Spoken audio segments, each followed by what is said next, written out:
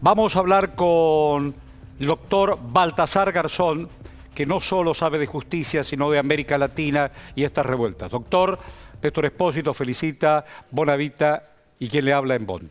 Hola. ¿Qué tal? Buenas tardes. Buenas noches ya desde aquí, en Madrid. Bueno, una mirada sobre estos pueblos, nuestros pueblos, que salen a decir no a los despotismos de reforma de constitución, negocios de recursos naturales y otras historias. Queremos escuchar su opinión. Bien, la verdad es que estoy consternado, como todas las personas que sentimos los derechos humanos y nos manifestamos totalmente en contra de aquellos que violentan, y especialmente cuando se trata de los derechos de los pueblos originarios, aún más por la vulnerabilidad de los mismos. Lo que estamos viendo en Jujuy es muy grave, es una represión atroz, desproporcionada y además sin la justificación y proporcionalidad adecuada, porque de alguna forma ha sido provocada por una decisión o una serie de decisiones de una reforma constitucional que violenta el propio mecanismo de reforma de la Constitución y en contra de la Constitución nacional. Exigir la titulación de las tierras para poder acreditar esa propiedad y todo ello vinculado a los recursos naturales y en concreto litio. Todos sabemos que la ancestralidad de esas tierras y el contenido del concepto de propiedad no es lo mismo para los pueblos originarios que para quienes lo fían todo a un registro. Por tanto, es una acción que claramente no podía ser consentida por los afectados, y lo que estamos viendo es lo que puede constituir un grave precedente, otro más, de represión de la protesta social.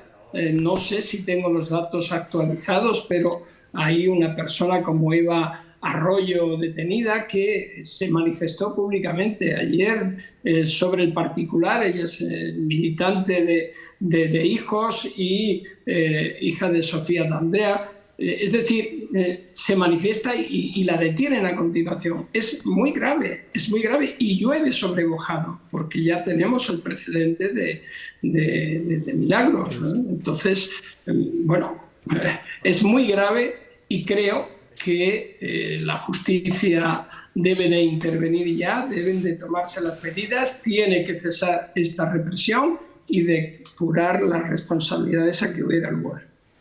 Estamos escuchándolo con mucha atención. La verdad que es esto que estamos viendo hay que entenderlo con todos los elementos que fue enumerando, ¿no? Usted habló de los recursos naturales, habló del litio, habló de las comunidades originarias, de una avanzada en la reforma de una constitución a puertas cerradas, a espaldas del pueblo, con el pueblo en la calle, básicamente. Me parece que ese modelo extractivista, ese modelo que asegura el bienestar solamente de unos pocos, solo cierra, lo conocemos lamentablemente muy bien en la región, solamente cierra con represión, ¿no? Bueno, hoy incluso la Comisión Interamericana de Derechos Humanos se ha expresado con respecto a lo que estamos viendo en Jujuy.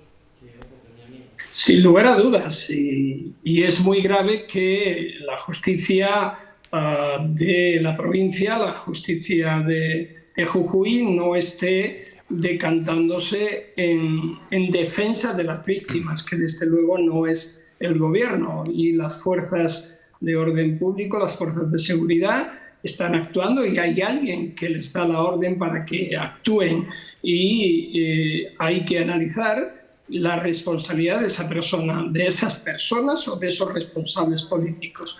Una constitución no se puede modificar con nocturnidad y alevosía.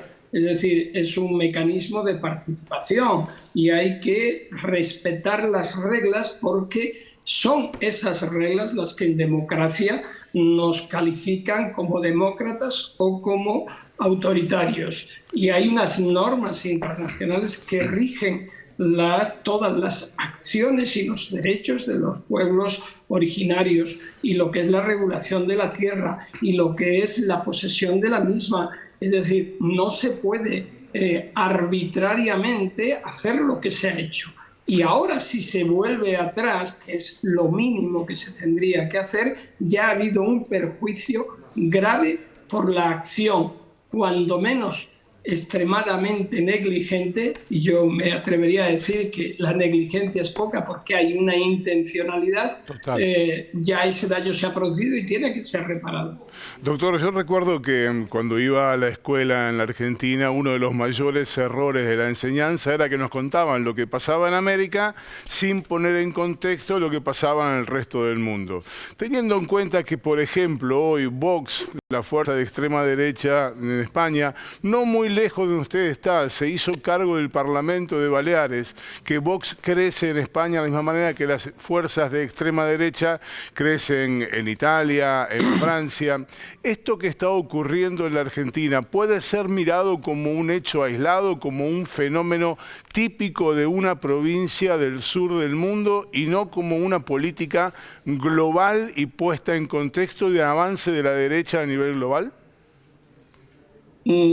Mi opinión es que nada sucede por casualidad y todo está concatenado. Es evidente que hoy día hay una deriva autoritaria y hay una deriva hacia la extrema derecha, hacia el populismo de extrema derecha, que casi raya el fascismo, y no olvidemos que el gobernador, si no tengo mis datos mal, va con una candidatura, con un partido o una coalición como es el PRO, que ya ha dado muestras en el pasado de lo que es capaz de hacer. En España es Vox, en Italia está gobernando Meloni, en Francia cada vez avanzan más. Es decir, hay evidentemente una concatenación. Usted citaba a Vox. Vox, uno de sus objetivos fundamentales es Latinoamérica. Desarrolla a través de la Fundación Disenso y otras iniciativas acciones en unión con fuerzas